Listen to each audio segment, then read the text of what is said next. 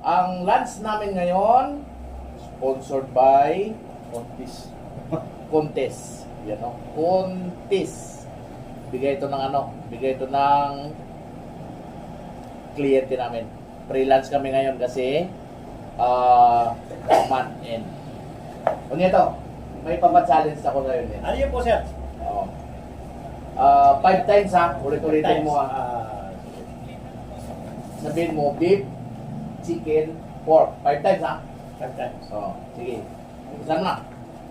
Beef, chicken, pork. Beef, chicken, pork. Beef, chicken, pork.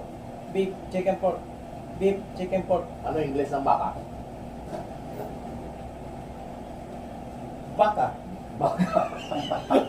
Ano yung English ng baka? Ano yung English ng baka, Toy? Beef. Beef? Ano yung English ng baka? Beef. Beef?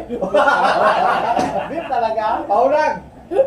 Ano yung English ng baka? O, cow! Cow! No, beef. Cow! Siyempre. Pangit naman yung halimbawa, nakakita ka ng baka, lumalakad. Uy! Alaki naman ng beef po, lumalakad oh.